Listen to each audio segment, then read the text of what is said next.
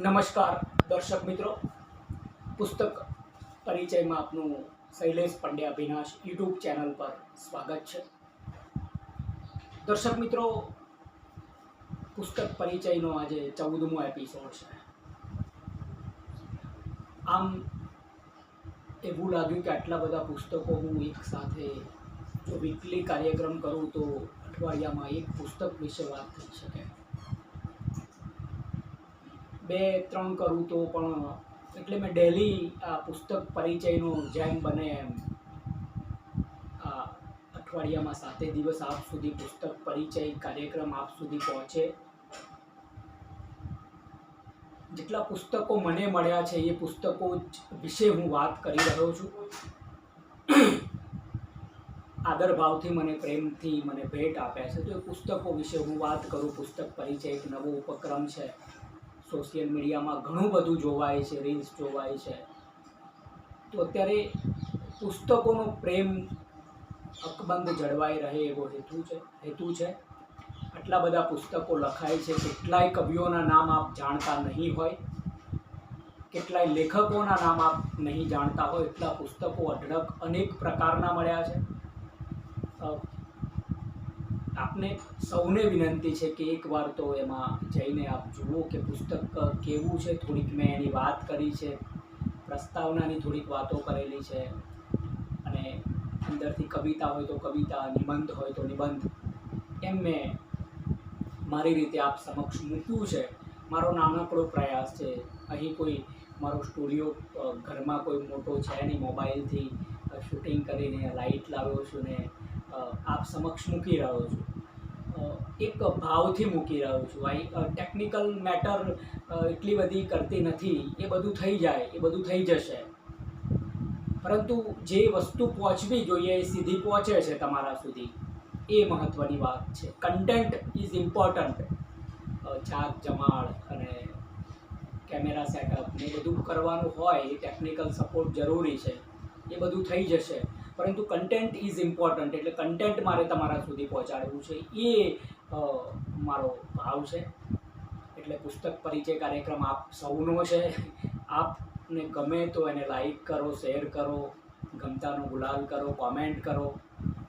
આ બધું જ ચેનલ માટે હિતકારક હોય છે.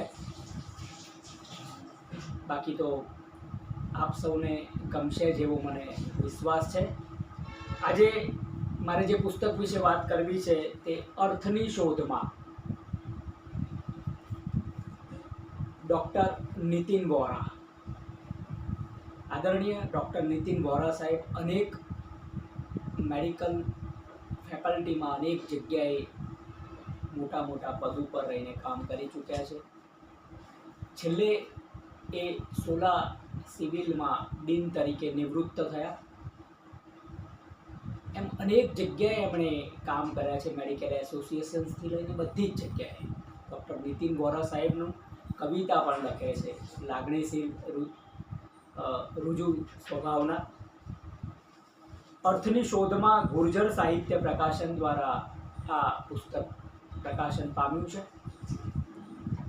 દર્શક મિત્રો, 2013માં જુલાઈ 2013માં આ પુસ્તક પ્રકાશન પામ્યું છે.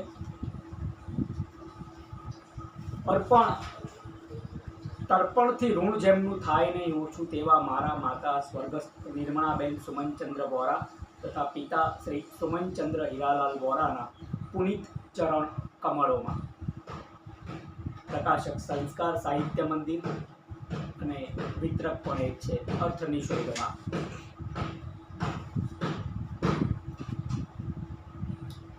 Every existing thing is born without reason, prolongs itself out of weakness and dies by chance. જેન પોલનું આ સેન્ટેન્સ મૂકવામાં આવ્યું છે. આલ્બર્ટ કામુની દ્રષ્ટિએ જીવન અને અસ્તિત્વના અર્થની શોધ માનવ ચેતનાનું અંતિમ ધ્યેય છે.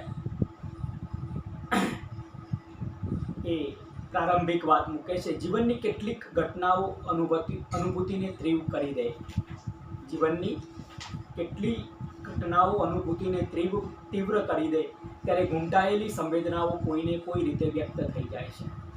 હાવભાવ, વાણી, વ્યવહાર કે વર્તન તરીકે પ્રગટ થતી એ અનુભૂતિઓ સમયના પ્રવાહમાં ક્યાંય ખોવાઈ જતી હોય છે, ભૂતકાળમાં ભળી જતી હોય છે, તો ક્યારેક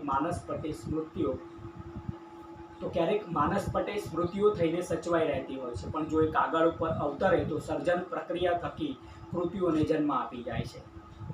MD થયા પછી તરત જ વિવેકાનંદ રોક મેમોરિયલ ટ્રસ્ટમાં પૂર્ણ સમય માટે કામ કરવાની ઈચ્છા પ્રદર્શિત કરતી અરજીના પ્રતિભાવમાં હાલ તો તબીબ તરીકે જ જરૂરિયાતમંદોની સેવા થાય તે વધુ ઉચિત રહેશે તેમ તેના આદરણીય સંયોજક સમાહર્તા તરફથી જણાવવામાં આવેલ, અને આમ એમની મેડિકલ સેવા શરૂ થાય છે. ગુજરાત સાહિત્યાવકાશમાં પોતાની આગવી શૈલીથી ચમકતા સુખ્યાત સબળ સર્જક શ્રી રમેશ ત્રિવેદી કડી એ મારા એક કાવ્યો વાંચી અંગત સંવાદ સાધી જરૂર જણાય ત્યાં મઠારવાની મને વાત કરી. વિષ્ણુભાઈ પંડ્યા, આરતીબેન પંડ્યા, સાહિત્યના મોટા ગજાના નામો એ પણ સાહેબશ્રીની કવિતાઓમાંથી પસાર થાય છે.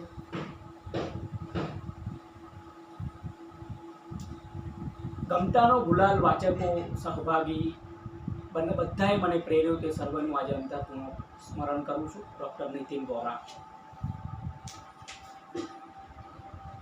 રામજીભાઈ કડિયા પ્રસ્તાવના લખે છે. એક બહુમુખી પ્રતિભા, એક વિલક્ષણ વ્યક્તિત્વ ડૉક્ટર નીતિન વોરા. ડૉક્ટર નીતિન વોરા કાવ્ય સંગ્રહના રચયિતા, મારા વિદ્યાર્થી તેમજ મારા પાડોશી. વાહ. બીજે મેડિકલ કોલેજના મહામંત્રી તથા ગુજરાત સ્ટેટ જુનિયર ડૉક્ટર એસોસિએશનના પ્રમુખ તરીકે કાર્ય કરી વિદ્યાર્થી અને યુવા પ્રવૃત્તિઓમાં સક્રિય યોગદાન આપ્યું. એમણે MD થયા પછી ઘણી બધી જગ્યાએ કામ કર્યું. PhDના માર્ગદર્શક પણ છે, બુદ્ધ દર્શનમાં MPhil કરેલ છે, diploma in journalism and management કરેલ છે, LLB સ્પેશિયલ વિદ્યાશાખાઓનું કરેલું છે.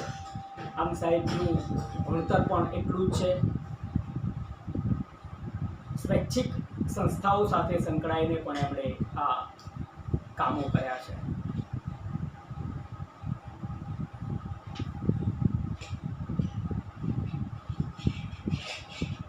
પેજ નંબર સાથે કવિતાઓ આપવામાં આવી છે. સામૃત ચાલમન ભીંજાવું એટલે સ્વાનાખ્યાન, સંબંધો, સૂર્યાયન, એક કાવ્ય, એમની કવિતાઓ, ગદ્ય કવિતાઓની સાથે સાથે સુંદર વાત કરે છે. એક વસંતાગમન અને એક કવિતા આપણે આપ સમક્ષ મારે વાંચવી છે. પુષ્પ ધનવાની પધરામણી સાથે જ થયું છે વસંતનું રૂવાબી છટાદાર આગમન. એને સત્કારવા તૈયાર થઈને બેઠી છે આંબા ડાળે ઝૂલતી કોયલને વિશ્વામિત્રને દોરાવતી પુષ્પાચ્છાદિત મધુમાલતી નિવેલ. પ્રગટી રહે તાજગી બોજીલ વાતાવરણ મહી, સુક્કી ડાળીઓ જેવી સ્ત્રીઓ માય થઈ રહે પ્રદીપ્ત નવલી ચેતના.